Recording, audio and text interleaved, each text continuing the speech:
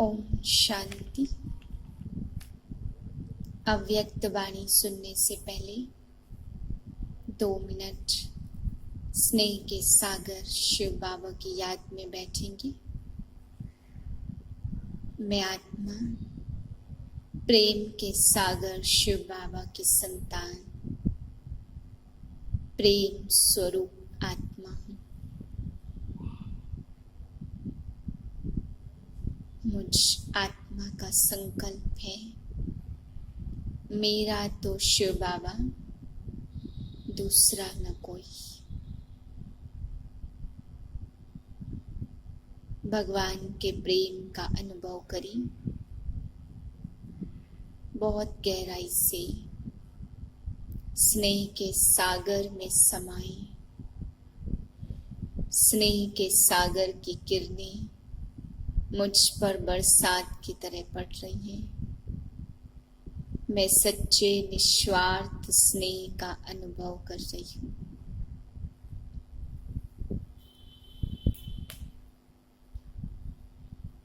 और स्नेह के सागर में, उसके स्नेह में समाकर बाबा के आज के महावाक्य सुनती हूँ।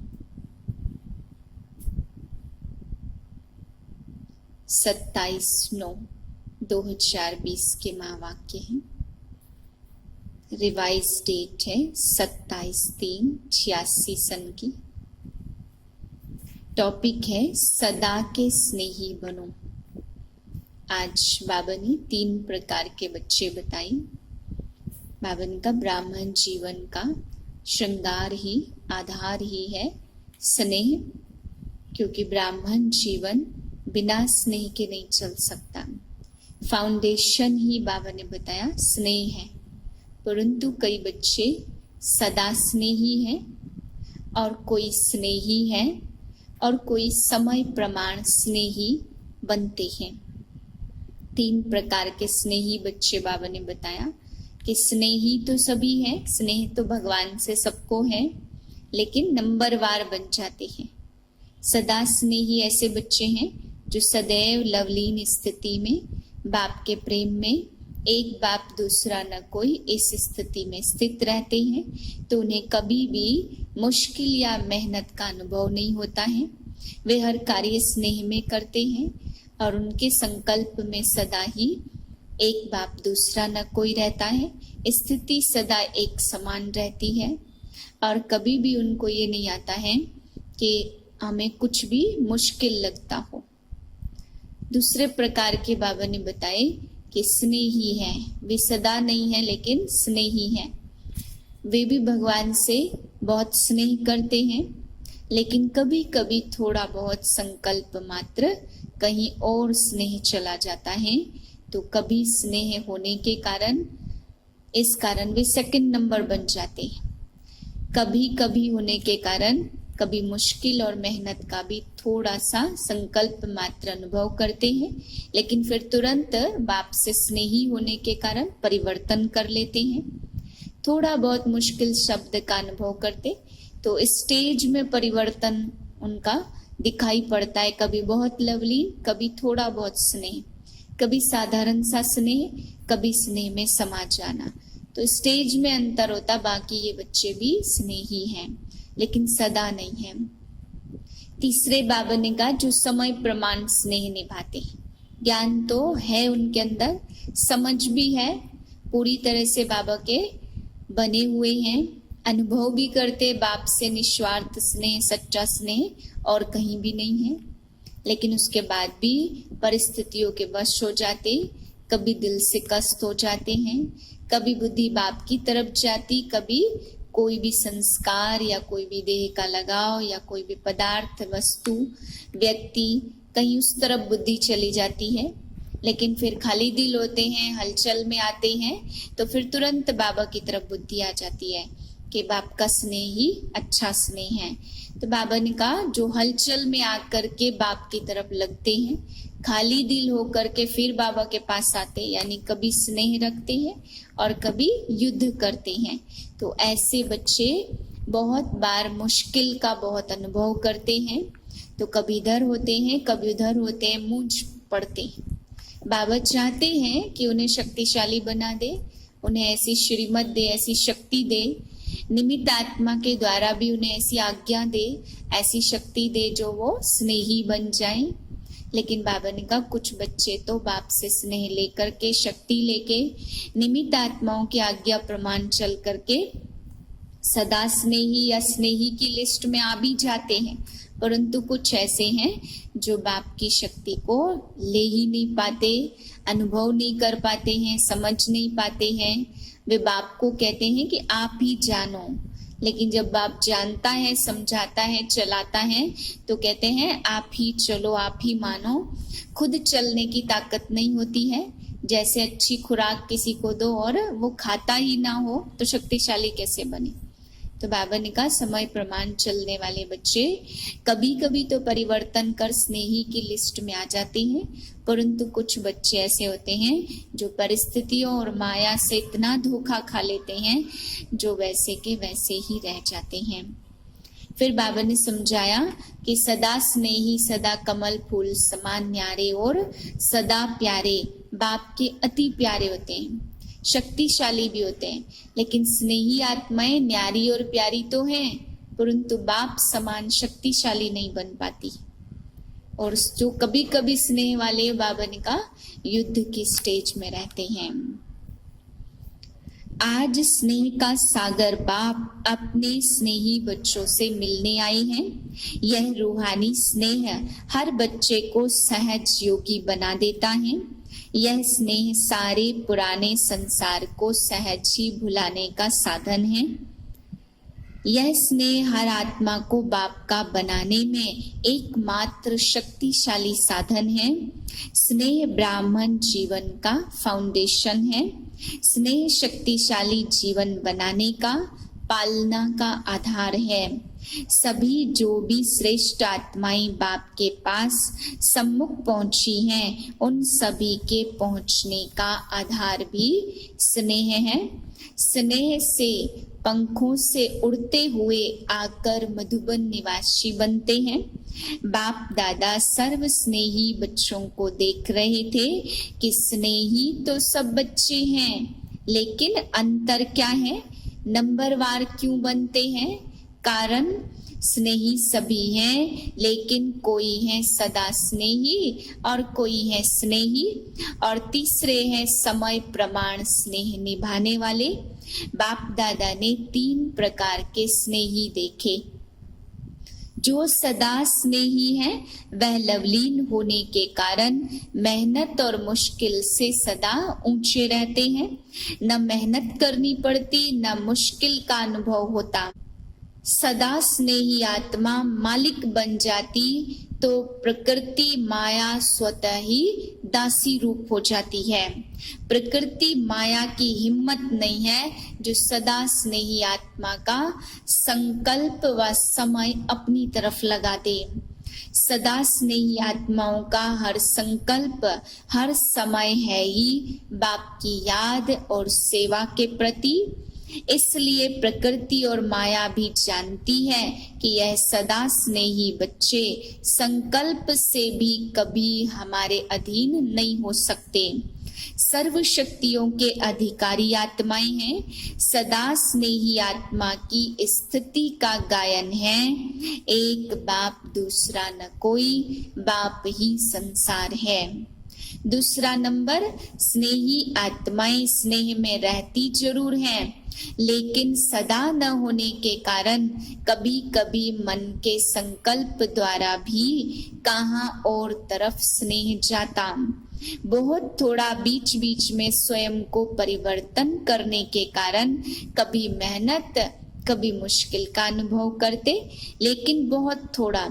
जब भी कोई प्रकृति व माया का सूक्ष्म वार हो जाता तो उसी समय स्नेह के कारण याद जल्दी आ जाती है और याद की शक्ति से अपने को बहुत जल्दी परिवर्तन कर लेते। लेकिन थोड़ा सा समय और फिर भी संकल्प मुश्किल व मेहनत में लग जाता है। कभी कभी स्नेह साधारण हो जाता, कभी लवलीन हो जाते। स्टेज में फर्क पड़ता, लेकिन फिर भी ज्यादा समय या संकल्प व्यर्थ नहीं जाते हैं। इसलिए स्नेही हैं, लेकिन सदा स्नेही न होने के कारण सेकंड नंबर हो जाते हैं। तीसरे है समय प्रमाण स्नेह निभाने वाले। ऐसी आत्माएं समझती हैं सच्चा स्नेह सिवाय बाप के और कोई से मिल नहीं सकता, और यही रूहानी स्नेह सदा के लिए श्रेष्ठ बनाने वाला है। ज्ञान अर्थात पूरी समझ है, और यही स्नेही जीवन प्रिय लगती है। लेकिन कोई अपनी देह के लगाव के संस्कार या कोई विशेष पुराना संस्कार या किसी व्यक्ति या वस्तु के संस्कार या व्यर्थ संकल्पों के संस्कार वश कंट्रोलिंग पावर न होने के कारण व्यर्थ संकल्पों का बोझ है, व संगठन की शक्ति की कमी होने के कारण संगठन में सफल नहीं हो सकते। संगठन की परिस्थिति स्नेह को समाप्त कर अपनी तरफ खींच लेती है, और कोई सदा ही खाली दिल जल्दी हो जाते। अभी अभी बहुत अच्छे उड़ते रहेंगे, और अभी अभी देखो तो अपने आप से ही दिल शिकस्त। यह स्वयं से दिल शिकस्त होने का संस्कार भी सदा स्नेही बनने नहीं देता।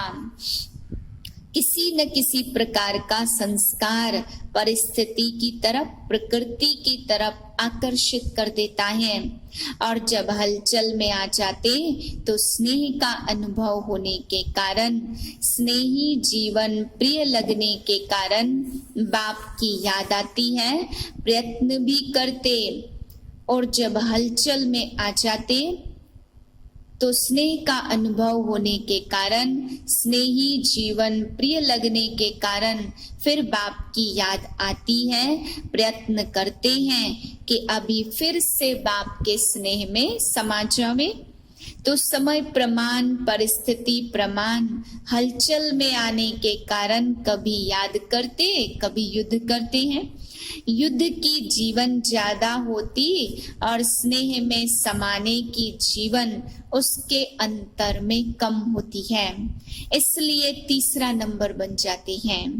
फिर भी विश्व की सर्व आत्माओं में तीसरा नंबर भी अति श्रेष्ठ ही कहेंगे, क्योंकि बाप को पहचाना, बाप के बने, ब्राह्मण परिवार के बने, ऊंचे ते ऊंची ब्राह्मण आत्माएं ब्रह्मा कुमार कुमारी कहलाते, इसलिए दुनिया के अंतर में वह भी श्रेष्ठ आत्माएं हैं। लेकिन संपूर्णता के अंतर में तीसरा नंबर है। तो स्नेही सभी हैं, लेकिन नंबरवार हैं। नंबर 1 सदा स्नेही आत्माएं, सदा कमल पुष्प समान न्यारी और बाप की अति प्यारी हैं। स्नेही आत्माएं न्यारी प्यारी भी हैं, लेकिन बाप समान शक्तिशाली विजयी नहीं है, लवलीन नहीं है, लेकिन स्नेही है। उनका विशेष यही स्लोगन है, तुम्हारे हैं तुम्हारे रहेंगे। सदा यही गीत गाते रहते, फिर भी स्नेह है, इसलिए 80% सेफ रहते हैं। लेकिन फिर भी कभी कभी शब्द आ जाता, सदा शब्द नहीं आता, और तीसरे नंबर की आत्माएं बार बार स्नेह के कारण प्रतिज्ञाएं भी स्नेह से करते रहते। बस अभी ऐसे बनना है, अभी से यह करेंगे, क्योंकि अंतर तो जानते हैं ना। प्रतिज्ञा भी करते, पुरुषार्थ भी करते, लेकिन कोई न कोई विशेष संस्कार लगन में मगन रहने नहीं देता। विघ्न मगन अवस्था से नीचे ले आते, इसलिए सदा शब्द नहीं आ सकता। लेकिन कभी कैसे होने के कारण कोई न कोई विशेष कमजोरी रह जाती है। ऐसी आत्माएं बाप दादा के आगे रूह रेहान तो बहुत मीठी करते हैं, हुज्जत भी बहुत दिखाते, कहते हैं डायरेक्शन तो आपके हैं, लेकिन हमारी तरफ से करो भी आप और पावे हम। हुज्जत से स्नेह से कहते, जब आपने अपना बनाया है तो आप ही जानो। बाप कहते हैं बाप तो जाने, लेकिन बच्चे माने तो सही। लेकिन बच्चे हुज्जत से यही कहते, हम माने या ना माने आपको मानना ही पड़ेगा। तो बाप को फिर भी बच्चों पर रहम आता कि ब्राह्मण बच्चे इसलिए स्वयं भी निमित्त बनी हुई आत्माओं द्वारा विशेष शक्ति देते हैं, लेकिन कोई शक्ति लेकर बदल भी जाते और कोई शक्ति मिलते भी अपने संस्कारों में मस्त होने कारण शक्ति को धारण नहीं कर सकते। जैसे कोई ताकत की चीज खिलाओ और वह खावे ही नहीं तो क्या करेंगे। बाप विशेष शक्ति देते हैं और कोई कोई धीरे धीरे शक्तिशाली बनते बनते तीसरे नंबर से दूसरे नंबर में आ भी जाते, लेकिन कोई कोई बहुत अलबेले होने के कारण जितना लेना चाहिए उतना नहीं ले सकते। तीनों प्रकार के स्नेही बच्चे हैं, टाइटल सभी का स्नेही बच्चे हैं, लेकिन नंबरवार हैं। अच्छा, आज जर्मनी वालों का टर्न है, सारा ग्रुप ही नंबर 1 समीप रतन है ना। प्रकृति जीत विजयी बन, विजय का नगाड़ा विश्व के आगे जोर शोर से बजाओ। आज की आत्माएं विनाशी साधनों में या तो बहुत मस्त नशे में चूर हैं या दुख अशांति से थके हुए ऐसी गहरी नींद में सोए हुए हैं जो छोटा बच्चा आवाज सुनने वाले नहीं है। नशे में जो चूर होता है उनको हिलाना पड़ता है, गहरी नींद वाले को भी हिलाकर उठाना पड़ता। तो हैमबर्ग वाले क्या कर रहे हैं? अच्छा शक्तिशाली ग्रुप है। बाप अर्थात मुरलीधर से प्रीत माना, मुरली से प्रीत, मुरली से प्रीत नहीं तो मुरलीधर से भी प्रीत नहीं। कोई कितना भी कहे मुझे बाप से प्यार है, लेकिन पढ़ाई के लिए टाइम नहीं तो बाप नहीं मानते हैं। जहाँ लगन होती है वहाँ कोई विघ्न ठहर नहीं सकते। पढ़ाई की प्रीत, मुरली की प्रीत वाले विघ्नों को सहज पार कर लेते हैं। उड़ती कला वाले के लिए पहाड़ भी एक पत्थर के समान है। पढ़ाई से प्रीत रखने वालों के लिए कोई बहाना नहीं होता। प्रीत मुश्किल को सहज कर देती। एक मुरली से प्यार, एक पढ़ाई से प्यार, एक परिवार का प्यार किला बन जाता है। इस किले में सेफ हो जाते हैं। प्रीत मुश्किल को सहज कर देती है। और फिर निमित्त आत्मा पुष्पाल भी प्यार वाली मिली है ना। स्नेह भाषा को भी नहीं देखता। स्नेह की भाषा सभी भाषाओं से श्रेष्ठ है। सभी उनको याद कर रहे हैं। बाप दादा को भी याद है, अच्छा ही प्रत्यक्ष प्रमाण देख रहे हैं। अभी पुण्य आत्मा जो बनती वही पूज्य आत्मा बनती। अभी पुण्य आत्मा नहीं तो भविष्य में भी पूज्य आत्मा नहीं बन सकते। पुण्य आत्मा बनना भी जरूरी है। अच्छा, अव्यक्त मुरलियों से चुने हुए प्रश्नोत्तर। पहला प्रश्न है, ब्राह्मण जीवन का विशेष गुण, श्रृंगार व खजाना कौन सा है? उत्तर है संतुष्टता। जैसे कोई प्रिय वस्तु होती तो वस्तु को कभी छोड़ते नहीं है। संतुष्टता विशेषता है तो ब्राह्मण जीवन का परिवर्तन का विशेष दर्पण है। जहाँ संतुष्टता वहाँ खुशी। यदि ब्राह्मण जीवन में संतुष्टता नहीं तो वह जीवन साधारण जीवन है। दूसरा प्रश्न, संतुष्ट मणियों की विशेषता क्या होंगी? उत्तर है संतुष्ट मणियां कभी किसी भी कारण से स्वयं से, अन्य आत्माओं से, संस्कारों से, वायुमंडल के प्रभाव से असंतुष्ट नहीं हो सकती। वे कभी नहीं कहेंगी कि हम तो संतुष्ट हैं लेकिन दूसरे असंतुष्ट करते। कुछ भी हो जाए संतुष्ट मणियां अपनी संतुष्टता की विशेषता को छोड़ नहीं सकती। पहली पॉइंट है, जो सदा संतुष्ट रहते उनके प्रति स्वतः सभी का स्नेह रहता। संतुष्टता ब्राह्मण जीवन का स्नेही बना देती है। दूसरा है, संतुष्ट आत्मा को सभी स्वयं ही समीप लाने व हर श्रेष्ठ कार्य में सहयोगी बनाने का प्रयत्न करेंगे। ब्राह्मण परिवार का स्नेही बन जाती है। संतुष्टता की विशेषता स्वयं ही हर कार्य में गोल्डन चांसलर बनाती, उन्हें कहना या सोचना नहीं पड़ता। चौथी पॉइंट है, संतुष्टता सदा सर्व के संस्कार स्वभाव को मिलाने वाली होती। वह कभी किसी के संस्कार स्वभाव से घबराने वाले नहीं होते। पांचवी पॉइंट, उनसे सभी का स्वतः दिल का प्यार होता, वह प्यार लेने के पात्र बनते। संतुष्टता ही उस आत्मा की पहचान दिलाती। हर एक की दिल होगी, इनसे बात करें, इनसे बैठें। छठी पॉइंट है, संतुष्ट आत्माएं सदा माया जीत है ही, क्योंकि आज्ञाकारी हैं, सदा मर्यादा की लकीर के अंदर रहते हैं, माया को दूर से ही पहचान लेते। अगला प्रश्न है, यदि समय पर माया को नहीं पहचान पाते, बार बार धोखा खा लेते, तो उसका कारण क्या? उत्तर है, पहचान कम होने के कारण सदा बाप की श्रेष्ठ मत पर नहीं चलते। कोई समय चलते, कोई समय नहीं, कोई समय याद करते, कोई समय नहीं, कोई समय उमंग उत्साह में रहेंगे, कोई समय नहीं, सदा आज्ञा की लकीर के अंदर नहीं रहते, इसलिए माया समय पर धोखा दे देती है। माया में परखने की शक्ति बहुत है।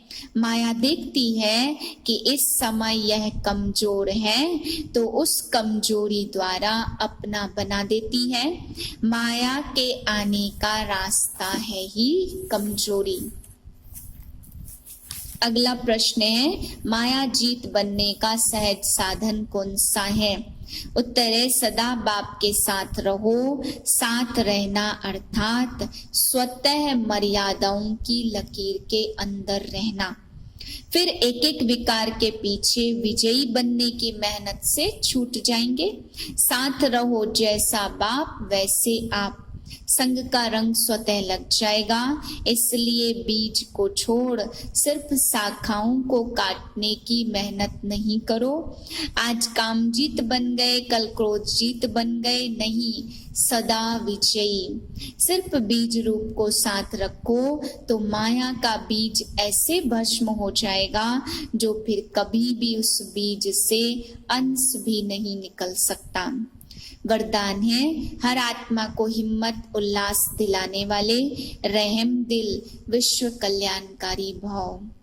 कभी भी ब्राह्मण परिवार में किसी कमजोर आत्मा को तुम कमजोर हो ऐसे नहीं कहना। आप रहम दिल विश्व कल्याणकारी बच्चों के मुख से सदैव हर आत्मा के प्रति शुभ बोल निकलने चाहिए। दिल से कष्ट बनाने वाले नहीं। चाहे कोई कितना भी कमजोर हो, उसे इशारा या शिक्षा भी देनी हो तो पहले समर्थ बनाकर फिर शिक्षा दो।